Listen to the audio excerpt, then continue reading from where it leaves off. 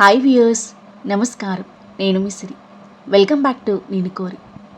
ఈరోజు కథ mister ఆర్గెంట్, episode 96. మీ మనసుకు నచ్చే అత్యంత అద్భుతమైన కథ. కథ నచ్చితే లైక్ చేయండి. లైక్తో పాటు హైప్ చేసి మీ అమూల్యమైన పాయింట్స్ని యాడ్ చేయండి. ఇక కథలోకి వెళ్తే, పర్సనల్గా ఫైనాన్షియల్గా ఒకేసారి బ్రేక్ అయ్యి మెంటల్లీ ఎంతో డిస్టర్బ్ అయ్యాడు సమీర్. ఇప్పుడు రక్ష మళ్ళీ అతని లైఫ్లోకి తిరిగి వచ్చేసరికి తన లైఫ్ కంప్లీట్ అయినట్టుగా ఉంది. మనసు ఎంతో సంతోషంతో నిండిపోయింది. ప్రశాంతంగా ఊపిరి తీసుకుని ఆమె నుదుటిన ముద్దిచ్చాడు. లైఫ్లో ఫస్ట్ టైం లవ్ అనే బ్యూటిఫుల్ ఎమోషన్ని హార్ట్ఫుల్గా ఫీల్ అవుతున్న రక్ష మనవు తనువు పులకరించిపోయాయి. అతని కౌగిలిలో అలాగే ఒదిగి ఉండిపోయింది. తన మనసుకు ఇప్పుడు ఎంతో సాటిస్ఫాక్షన్గా ఉంది. రక్ష, నీలో ఈ చేంజ్ నేను అస్సలు ఎక్స్పెక్ట్ చేయలేదు. నీకు మ్యారేజ్ అయిందనుకుని చాలా హర్ట్ అయ్యాను. నువ్వు ఇలా మళ్ళీ నా లైఫ్లోకి వస్తావని అస్సలు అనుకోలేదు. చాలా హ్యాపీగా ఉంది. ఈ చేంజ్కి రీజన్ ఏంటి? మీ మమ్మీ వల్ల చేంజ్ అయ్యాను అన్నావు, హౌ అని అడిగాడు. అప్పటిదాకా హ్యాపీగా ఉన్న రక్ష మొహం ఒక్కసారిగా బాధగా మారిపోయింది. ఏమైంది రక్ష? నేనేమైనా తప్పుగా అడిగానా? నువ్వు తప్పుగా ఏం అడగలేదు. మమ్మీ చాలా పెద్ద తప్పు చేసింది. మమ్మీ ఇప్పుడు జైల్లో ఉంది. ఇక బయటికి రాకపోవచ్చు. వాట్? ఒక్కసారిగా షాక్ అయిపోయాడు సమీర్. ఎందుకు? ఏం చేసింది? మా పెద్దన్నయ్య వదినల్ని చంపింది ఎవరో కాదు, మమ్మీని. నిర్ఘాంతపోయాడు సమీర్. మాకన్నా ఎక్కువ ఎదుగుతున్నారని, మంచి నేను తెచ్చుకుంటున్నారని జెలసీతో వాళ్ళని చంపించేసింది. ఆస్తి కోసం విహాను రుద్ర వాళ్ళని కూడా చంపాలనుకుంది. లక్కీగా వాళ్ళకేం కాలేదు. 3 days బ్యాక్ రుద్ర ప్రూవ్ చేశాడు ఇదంతా. మమ్మీ తన నోటితో తనే ఒప్పుకుంది తను చేసిన క్రైమ్ని. పాపం అన్నయ్య వదిన అన్యాయంగా చనిపోయారు. అన్నయ్య మమ్మల్ని చాలా బాగా చూసుకునేవారు. వదిన కూడా బాగుండేది మాతో. మమ్మీ వాళ్ళని చంపేయడం నిజంగా డైజెస్ట్ చేసుకోలేకపోతున్నాను. డాడీ అయితే కంప్లీట్లీ బ్లాంక్ అయిపోయారు. ఆ షాక్ నుండి, బాధ నుండి బయటికి రాలేకపోతున్నారు. ఒక్క మిస్టేక్ మా ఫ్యామిలీని డిస్టర్బ్ చేసింది. మమ్మీతో పాటు అందరం సఫర్ అవుతున్నాం అని ఏడుస్తున్న రక్షని దగ్గరికి తీసుకున్నాడు సమీర్. Be strong. నేను కూడా మమ్మీ మాట విని ఆస్తి మీద ఆశతో దియాని, రుద్ర, మైక వాళ్ళని చాలా ఇబ్బంది పెట్టాను. నన్ను ట్రూగా లవ్ చేసిన నిన్ను వదిలేశాను. మమ్మీ సిచ్యువేషన్ చూశాక తన మాట విని ఎంత పెద్ద తప్పు చేశానో రియలైజ్ అయ్యాను. చాలా గిల్టీగా అనిపించింది. ఇప్పటి నుండైనా మనీపై అత్యాశ, ఎదుటి వారిపై జెలసీ వదిలేసి నా లైఫ్ నేను హ్యాపీగా, పీస్ఫుల్గా బ్రతకాలని డిసైడ్ అయ్యాను. ఇక నుండి నువ్వు కొత్త రక్షణ చూస్తావు అంది. That's really good decision. చాలా కొత్తగా కనిపిస్తున్నావు ఇప్పుడు. I'm so happy. ముందు వాటర్ తాగు, ఫేస్ అంతా ఎలానో అయిపోయింది అని అంటూ వాటర్ బాటిల్ ఇచ్చాడు. నిన్ను హర్ట్ చేసినందుకు నాకు కావాల్సింది. నేను కాదంటే నువ్వు ఎంత హర్ట్ అయ్యావో నా వరకు వస్తే కానీ నాకు తెలియలేదు. నేను పెద్ద ఫూల్ని అని వాటర్ తీసుకుని తాగి, సమీర్ మనం వెంటనే పెళ్లి చేసుకుందాం అంది. కొంచెం టైం తీసుకున్న రక్ష. Few months. మనం హ్యాపీగా లైఫ్ లీడ్ చేయాలంటే మనీ కావాలి కదా. థింగ్స్ కొంచెం సెటిల్ అయ్యాక మ్యారేజ్ చేసుకుందాం. నా దగ్గర మనీ ఉంది ఇప్పుడు. ఫ్యూ ఇయర్స్ హ్యాపీగా ఉండొచ్చు. ఆ లోపు ఇద్దరం కలిసి ఏదో ఒకటి చేసి అంతా సెటిల్ చేద్దాం. రక్ష ఆలోచనలో వచ్చిన మెచ్యూరిటీకి హ్యాపీగా చూశాడు Sameer. Okay, as you wish. ఎప్పుడు చేసుకుందాం? 10 days తర్వాత. డాడీ, అన్నయ్య ఆ ట్రాజెడీ నుండి బయటికి రావాలి కదా. నేను పెళ్లి చేసుకుంటున్నాను అంటే వాళ్ళు కూడా హ్యాపీగా ఫీల్ అవుతారు. అవును, సాలోచనగా అన్నాడు సమీర్. వెళ్ళి ఫ్రెష్ అయ్యిరా, లంచ్కి వెళ్దాం. అలాగే. అతని బుగ్గపై ముద్దు పెట్టి రక్ష అతని రూమ్లోకి నడవగా చిన్నగా నవ్వుకొని సోఫాలో రిలాక్సింగ్గా వెనక్కి వాలాడు సమీర్. అనిరుద్ డిశ్చార్జ్ ఫార్మాలిటీస్ అన్నీ కంప్లీట్ చేసి అతని దగ్గరికి వెళ్ళాడు Rudra. Ward boys wheel chair తీసుకుని వచ్చారు. అనిరుద్ పద. తనని జాగ్రత్తగా లేపి వీల్ చైర్లో కూర్చోబెట్టాడు రుద్ర. రుద్ర, ఇంటికి వెళ్దాం అనుకుంటున్నా. నేను సెట్ అవ్వడానికి ఇంకా 2 months పడుతుందని చెప్పారు డాక్టర్స్. ఇప్పటికీ మిమ్మల్ని చాలా ఇబ్బంది పెట్టాను. ఇంకా ఇబ్బంది పెట్టడం నాకు ఇష్టం లేదు అన్నాడు అనిరుద్. మాకేం ఇబ్బంది లేదు అనిరుద్. అది మన ఇల్లు. నీ అమ్మమ్మ ఇల్లు. అండ్ నువ్వు ఇంటికి కాబోయే అల్లుడివి. ఆ ఇంట్లో ఉండే హక్కు అధికారం నీకున్నాయి. మొహమాట పడుకు.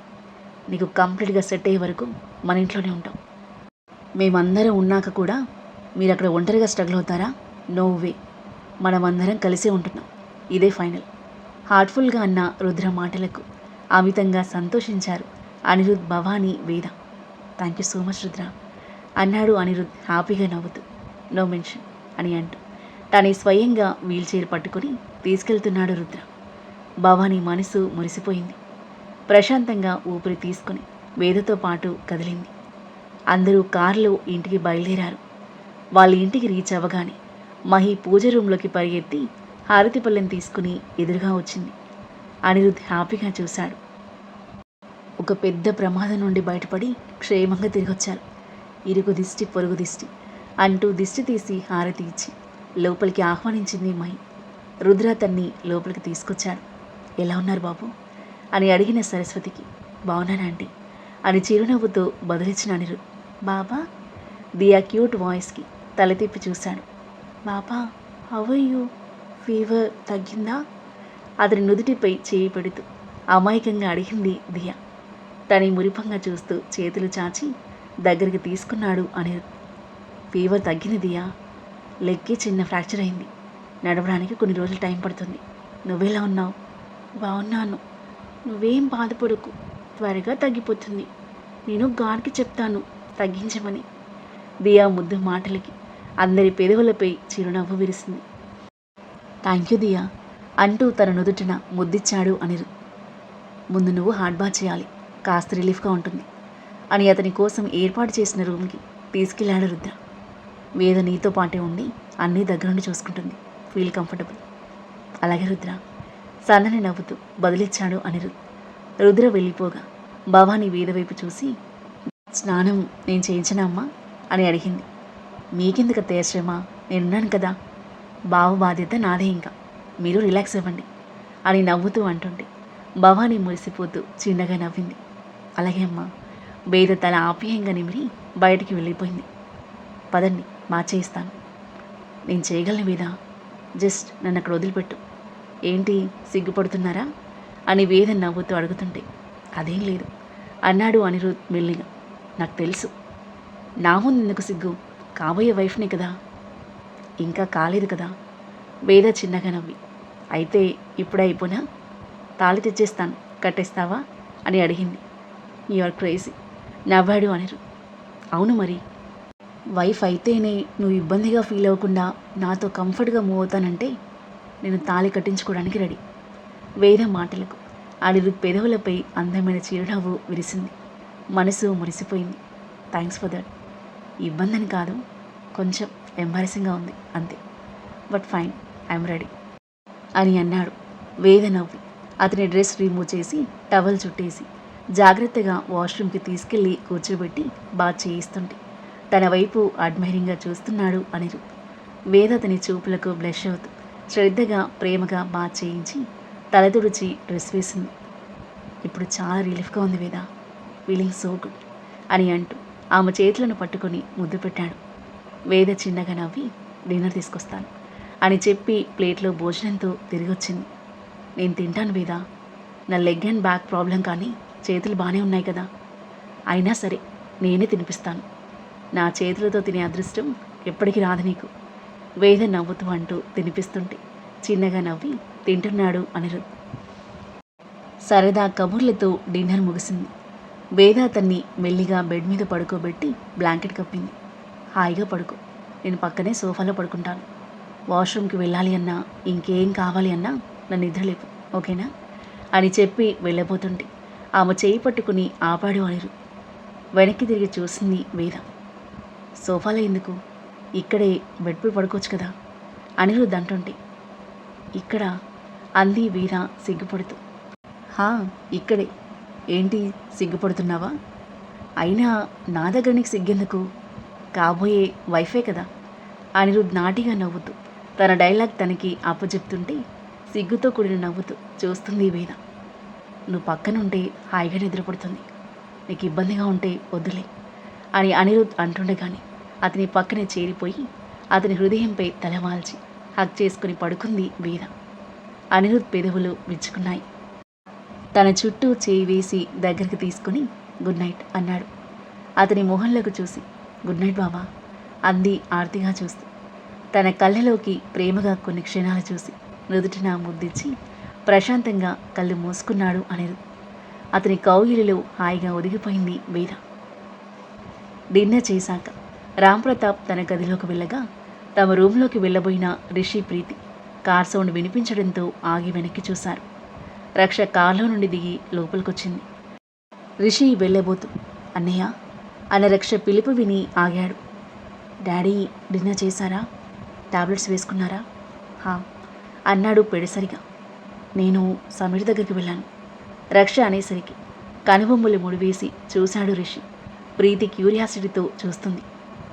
సమీరా? బ్యాంక్రప్ట్ అయ్యాడని నువ్వు పెళ్ళి క్యాన్సిల్ చేసుకున్నావు? ఆ సమీరేనా? హా అవును. వద్దు అనుకున్న దానివి మళ్ళీ ఎందుకు మీట్ అయ్యావు? అతని ఆస్తులు తిరిగొచ్చాయా? రిషి మాటలకు నొచ్చుకుంది రక్ష. రాలేదు. నాకు బుద్ధొచ్చింది. తన వాల్యూ తెలుసుకున్నాను. సారీ చెప్పి మ్యారేజ్ చేసుకోమని అడగడానికి వెళ్ళాను. ఆశ్చర్యంగా చూశాడు రిషి. ఏమన్నాడు మరి? యాక్సెప్ట్ చేశాడా? అంత ఈజీగా కన్విన్స్ అవ్వలేదు కానీ ఫైనల్లీ ఒప్పుకున్నాడు అంది రక్ష. రిషి ప్రీతి హ్యాపీగా ఫీల్ అయ్యారు. నైస్, ఫైనల్లీ ఒక మంచి డెసిషన్ తీసుకున్నావు. నువ్వు మ్యారేజ్ చేసుకుంటున్నావంటే డాడీ కూడా హ్యాపీగా ఫీల్ అవుతారు. హ్యాపీ ఫర్ యూ అని చెప్పి రిషి వెళ్ళబోతుంటే అతన్ని హక్ చేసుకుంది రక్ష.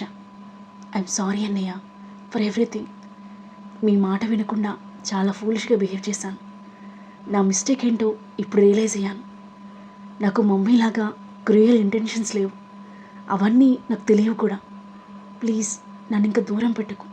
నేను తట్టుకోలేను అంది ఏడుస్తూ. ఆ తర్వాత ఏం జరగబోతుంది?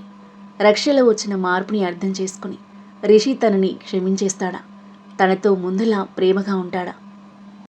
అనిరుద్ వేదల మధ్య ఎలాంటి సన్నివేశాలు చోటు చేసుకోబోతున్నాయి?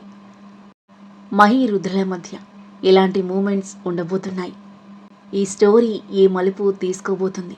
అద్భుతమైన కథనంతో, మీ ఊహకందని మలుపులతో, మనసును హత్తుకునే సన్నివేశాలతో ఎంతో ఆసక్తిగా సాగి ఈ కథ యొక్క నెక్స్ట్ ఎపిసోడ్ కోసం మన నెక్స్ట్ వీడియో చూడండి. కథ నచ్చితే లైక్ చేయండి. ఈ కథ మీకు ఎలా అనిపించిందో మీ అభిప్రాయాన్ని తప్పకుండా కామెంట్ చేయండి. ఇంకా ఇలాంటి ఇంట్రెస్టింగ్ స్టోరీస్ కోసం మన ఛానల్ని సబ్స్క్రైబ్ చేయండి. Thank you for listening.